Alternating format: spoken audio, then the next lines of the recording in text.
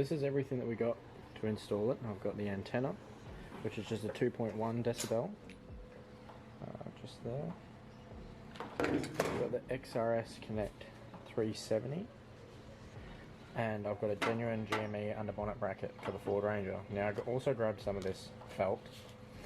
Basically, it's not going to be permanently mounted there. I'm just going to put it there until I get a bull bar. So until I can move it to the bull bar, I'm just going to put some tape underneath it and make sure it doesn't scratch any paint while we're out and about. So it's inside the box. You get the speaker, you get the main unit that goes behind the dash, you get some extenders and a longer cable if it's a further run. You get the power cable and the mounting bracket. So all of this comes in the box. You can actually get a kit that comes with the aerial as well, so I'll put that in the description. So you do have a few options. I could mount it on my nudge bar, but I plan on getting rid of this pretty soon, so I'm going to mount it up here just off the edge of the bonnet because it'll make it easier when they change the bull bar over. Just thinking ahead. I could also put it on the GTX tray here. It's got a little channel, a nice little wide angle bracket would go well in there. But since I'll be moving under the bull bar, once again, I'm just going to mount it up front here. So we'll get into that and see how I can get it on. So with the genuine GME bracket for the passenger side, I'm pretty sure this goes under this bolt and sits here. But I did get some felt because I'm not going to leave it there and I don't want to scratch the paint on the guard. So I'll go and grab my socket set and we'll see if we can get it in there. So I'll just undo this.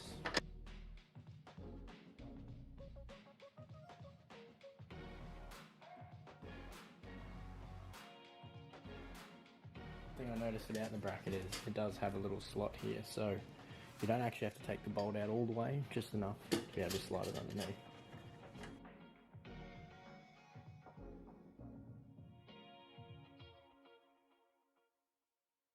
That should sit just about perfect for where I want my aerial. It'll just sit just out of the bonnet there. It is actually made for the Ford Ranger, so should be pretty perfect, but I will put the felt under it just to protect it that little bit more. So what I've done is just cut a little bit of felt, and I'm just going to stick it underneath here like that, just to sit on the paint and just do a little bit of paint protection. Just like that. Sticks pretty well. Folds around that nicely. So I had this little bit extra just because it wasn't quite wide enough. Just like that. So now hopefully I'll just put that in there and that'll clamp in nice without scratching any paintwork.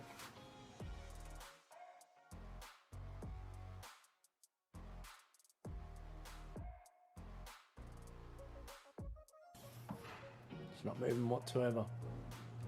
Pretty cool. So yeah, just that screw there, just underneath that. Put a little bit of felt on it just to protect it. Would you look at that? Clean as not a drama in the world. That clears that with plenty of room. I don't think I have to worry about scratching the bonnet at all there. That's pretty good.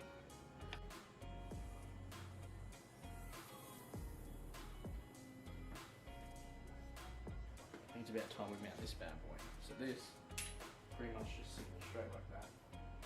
It should look pretty cool. So you're going to want to just pass the cable through the bracket, obviously. Pull that length through. Be careful not to damage the cable. That one there like that. And then you've got a little washer and nut that'll just go on the bottom. Now the best thing about my socket set is it's a pass-through, so I can actually feed the cable all the way through. I'll show you that. But it'll make that nice and tight. You don't have to worry about that at all. So you can slide the socket all the way through, pull the cable all the way through. Just get it on there. Just make sure that's nice and tight and it's not going to go anywhere. It shouldn't come loose. It should just sit there. Next part is probably the hardest part. So we have to get the cable through the firewall and into the engine bay. The easiest way that I've found to do that is probably with a coat hanger, or I use a piece of silver solder from work. So you can just poke a little hole in it, take the cable on and pull it through. I'm going to pop the glove box out and we'll see if we can get it. So, I don't know if you can see just in there, but that's the firewall, that grey thing. So I'm going to stick a piece of silver solder through there. I'm not sure. Come through just behind here, where all those other cables are coming through. So I'll go and find a piece of silver solder, see if I can get it through.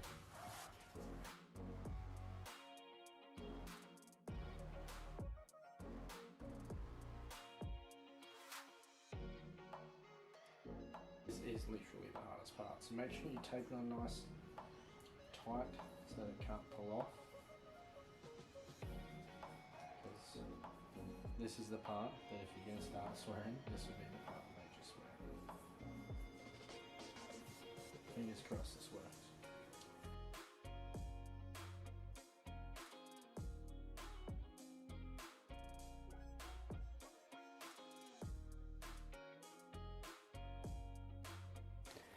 So after pushing it through a little bit further, it's sticking through right there. So just got it just in there. I should be able to hopefully pull that through.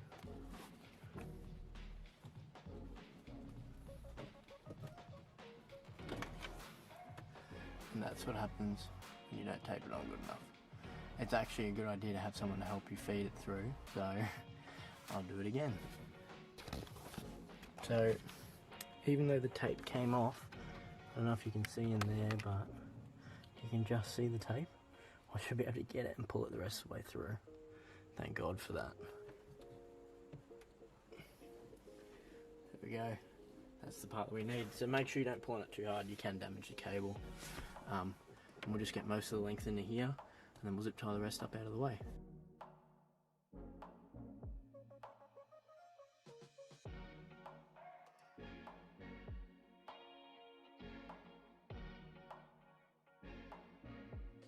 So that is probably the hardest part done. I've got all the length through the firewall. Got it tucked in here. I'll probably just put a zip tie through that, just hold it down. It goes down through there. So now that you've got the cable through the firewall, you put the attachment on to connect it to the unit. So basically, it just goes in there, twists on, like that. And now that's ready to plug into the back of the UHF. You also do in the bag with the aerial, get a little cap if you want to take the actual aerial off the top, so you can cap it up and protect it, and you get a nice little Allen key so you can take it off, because it is held on by one Allen key screw. So it does come with a 12-volt cable as well, so to save time, because there's a lot of fiddling around behind the dash, I'm actually going to run these back to the battery. It is a fused cable, so it is protected, and the best thing about having it permanently connected to the battery is even if I have the car off, I can have the radio on. Now obviously, yes, I could leave it on and run the battery flat, but as long as you're smart about it and you don't leave it on too long, you should be fine. So I'm going to run this through now, be a pain and get it through the firewall again, but it should be okay. I should be able to just tape it onto this one and hopefully use that to pull back through a little bit. So what I've done is I've just taped this on to the antenna cable, and hopefully I can use that to pull back through the firewall. And honestly, tricks of the trade, easy as that. And now I can just hook this up to the battery and we've got power sorted too. Now I don't have any of the split tubing, but that's okay because it is split, so you can just slide it through afterwards. This will be fine once I've secured it in place and put on the battery terminals anyway.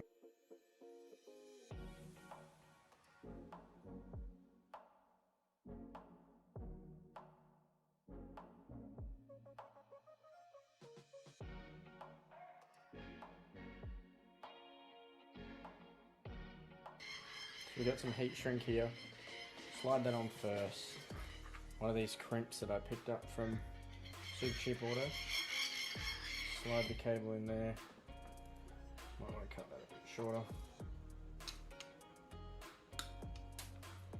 And then on my pliers, I've just got a little crimping thing down the bottom there. I'll focus. There you go. So I can just put that on the top, clip down like that.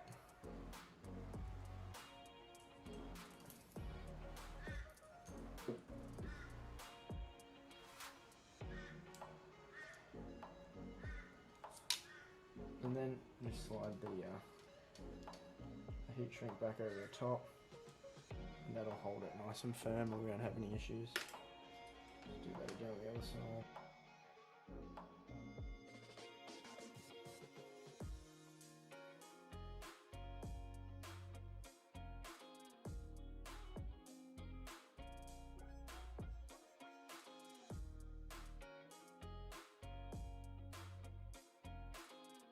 My lighter, and we'll heat shrink that down.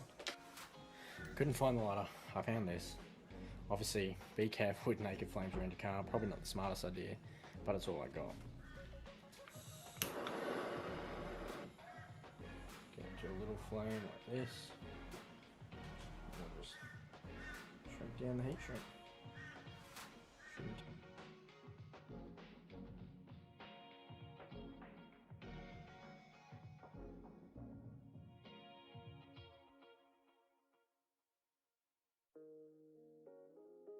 Pretty schmick.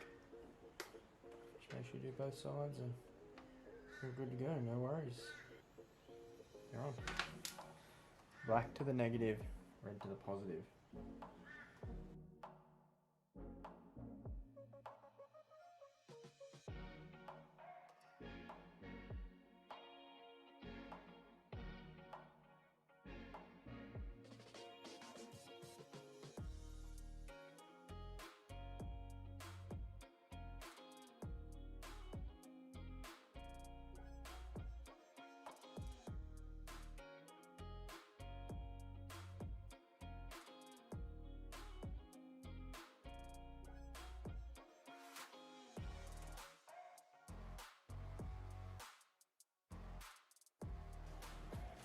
As you're seeing, we've got the active on the active, negative on the negative, runs into the dash.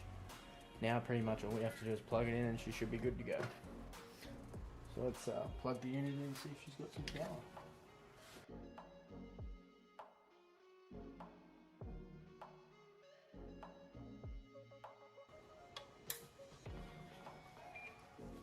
Now that was pretty cool. Nice and easy to install. What I'm going to do now is just zip tie it up underneath the dash. I don't want to see the unit itself, so I'm going to tuck it in nice and neat, put some zip ties around it, run the controller somewhere nice. I'm going to use this GME extension cable just so I can get it up out of the dash and out of the way, and hopefully that should get it to the spot that I want to put it.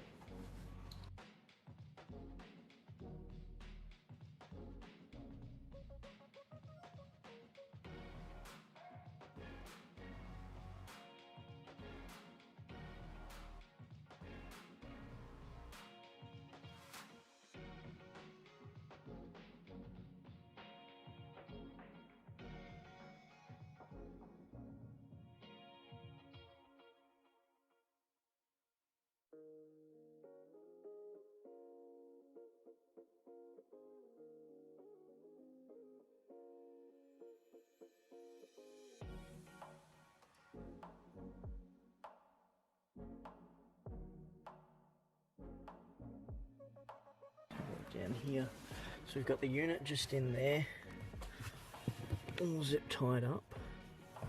If you can see it too well, it's a bit hard to get the torch in there, but you can see the little GME logo there. Just got that zip tied up under the dash with all the extra bits all just tied up and out of the way. So all that's left now is to mount the little bracket for this bad boy, and it should be good to go. So that's a wrap. I've got my little handheld here, just making it straight on there. Still getting me push button. And yeah, there's a few pretty cool settings in here that I'll go through on a later date, but that's the install done. Nice and neat, everything tucked out of the way. No dramas. That only leaves me one thing left to do. I've got to put this somewhere And I'm thinking I'm going to put it just up there.